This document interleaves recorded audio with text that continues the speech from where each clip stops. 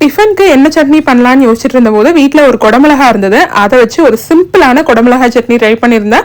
Taste அல்டிமேட்டாக வந்திருந்தது. அந்த ரெசிபியை தான் இன்னைக்கு நான் உங்களோட பகிர்ந்திருக்கேன். இதுக்கு ஒரு பேனில் 1 டீஸ்பூன் போல் எண்ணெய் சேர்த்துக்கிட்டேன். எண்ணெய் நல்லா சூடானதும் 2 இன்ச் இஞ்சி சின்ன சின்னதாக நறுக்கி சேர்த்துக்கிட்டேன். ஒரு 10 பல்லு பூண்டு, ஒரு பச்சை மிளகாய் சேர்த்து எல்லாத்தையும் நல்லா வதக்கிட்டு இது கூடவே 3 வரமிளகாய் சேர்த்துக்கிட்டேன். கூடவே ஒரு பெரிய சைஸ் வெங்காயத்தை ரஃபா கட் பண்ணி சேர்த்து அதையும் நல்லா கண்ணாடி பதத்துக்கு வதக்கிக்கிட்டேன். பெரிய சைஸ்ல ஒரு தக்காளி சேர்த்துக்கிட்டேன். கூடவே தேவையான அளவுக்கு உப்பு சேர்த்து தக்காளி நல்லா குழஞ்சு வர அளவுக்கு வதக்கிக்கிட்டேன். இதுக்கு ஒரு குடமிளகாய் தான் எடுத்திருந்தேன். மீடியம் சைஸ் குடமிளகாய் எடுத்திருந்தேன். அதையும் சேர்த்து நல்லா குடமிளகாயோட பச்சை வாசனை போற வரைக்கும் வதக்கிக்கிட்டு ஒரு கைப்பிடி அளவுக்கு கொத்தமல்லி சேர்த்துக்கிட்டேன். கொத்தமல்லி நல்லா துவண்டு வரணும். அந்த ஸ்டேஜ் வரைக்கும் எல்லாமே சிம்ல தான் வச்சு வதக்கிக்கிட்டேன்.